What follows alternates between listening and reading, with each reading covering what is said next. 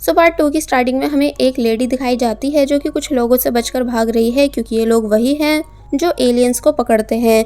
क्या तभी वो लेडी गायब हो गई, इसलिए वो दोनों आदमी यहाँ से चले गए, जिनके जाने के बाद वो लेडी विजिबल होती है।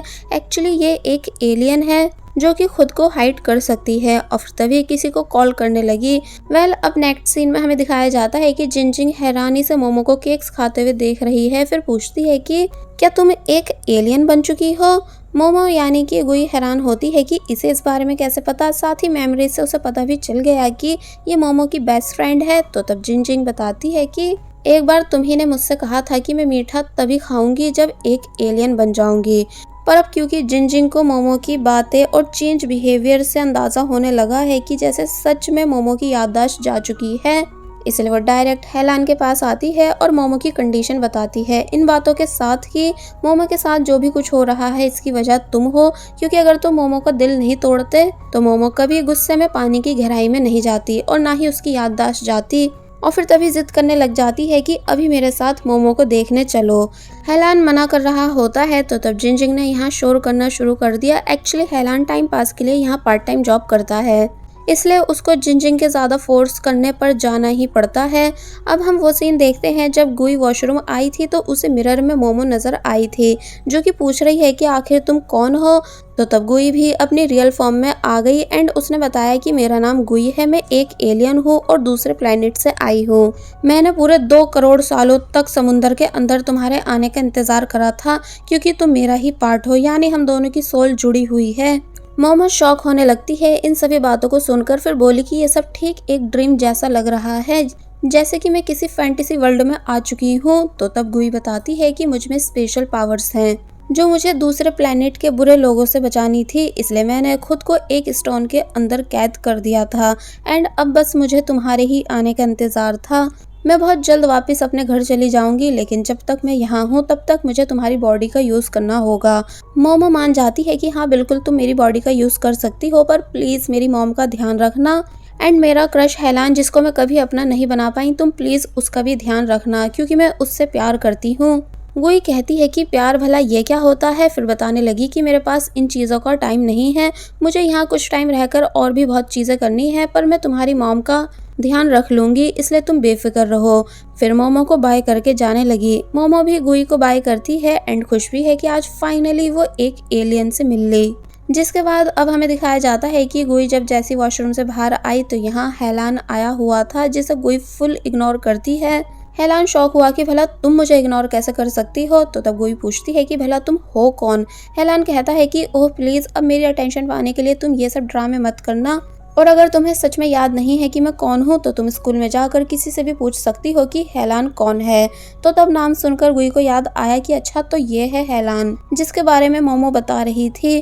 फिर हैलान को स्कैन करके देखने लगी कि तुम ओवर स्मार्ट बनते हो पर हो नहीं। हैलान बुरी तरह चिढ़ने लगता है कि तुम्हारा इस बात से क्या मतलब, मैं तो यहाँ तुम्हारी तबीयत पूछने आया था और तुम मेरी ही बेइज्जती कर रही हो, इसलिए मैं यहाँ से जा रहा हूँ। और फिर तभी चिढ़कर यहाँ से चला गया, जिसे जाते हुए देखकर गुई बोलती है कि बेवकूफ़ इंसान। अब नेक्स्ट सीन में हम देखते हैं कि गुई डिस्चार्ज होकर वापस घर आ चुकी है। उसका भाई उसे वेलकम करता है पर वो उसे फुल इग्नोर कर देती है। फिर पूरे घर को एनालाइज करने लगी और बोली कि यहाँ की वॉल पर एक भी वेपन नहीं है, सिर्फ पेंटिंग्स लटकी हुई हैं, जबकि हमें हमेशा वॉर के लिए रेडी रहना चाहिए। यूचेन हंसने लगा कि जरा देखो तो ये कैसी बेवकूफ़ों वाली बातें कर रही है, फुल एक्टिंग फॉर्म में है कि जैसे इसे सच में कुछ याद नहीं है। गुई अब किचन देखने लग जाती है और किचन में रखी हर एक नोकीली चीज़ को उठा रही थी, जिससे उसकी मॉम ऐसा करने से मना करती है पर वो रुकती नहीं है, इसलिए मॉम उसे उसके रूम में लेकर जाने लगी। डैड यूचेन को समझाते हैं कि अपनी छोटी बहन का ध्यान रखना, इसे बिल्कुल भी परेशान मत करना। और फिर तभी मॉम डैड यहाँ से चले गए क्योंकि ये अपने वर्क पर जाने के लिए लेट हो रहे थे। तो वहीं गुई जब रूम में थी तो तब मोबाइल देखकर कहती है कि भला ये क्या है। फिर उसे समझ आया कि ये इस प्लेनेट का टॉकिंग डिवाइस है जिससे बात की जाती है। इसमें वर्ल्ड्स हैंडसम क्यूटी के नाम से नंबर सेव था जो कि हैलान का था, इसलिए वो हेलो हेलो करने लगा।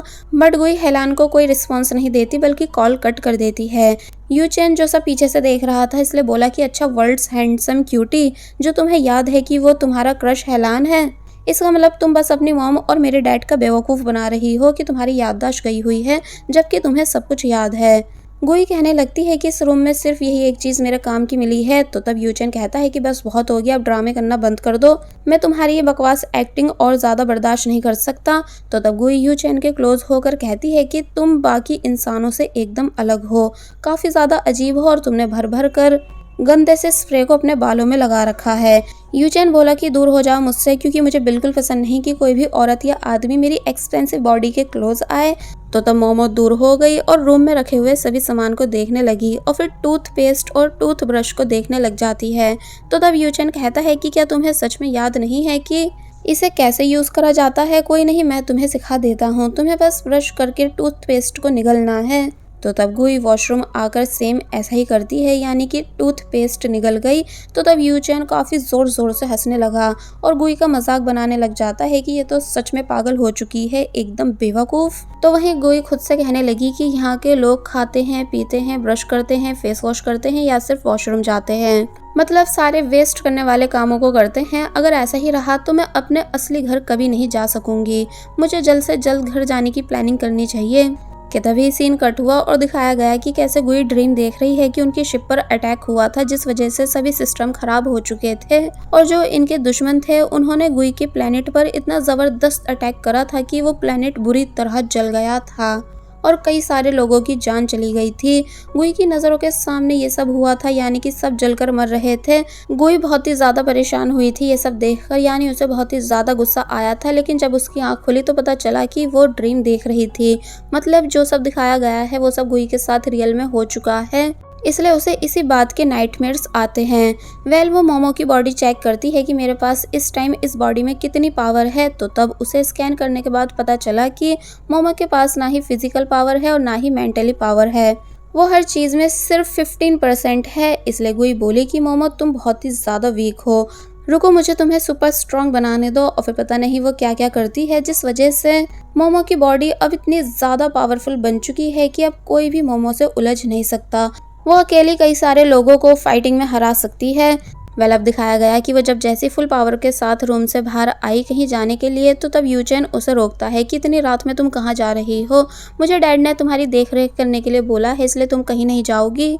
बट गुई बोली कि ये 4 हाथ और तुम्हारे कमजोर हाथ मुझे रोक नहीं सकते हैं। और फिर तभी यूचेन को साइड में फेंक कर यहाँ से चली गई।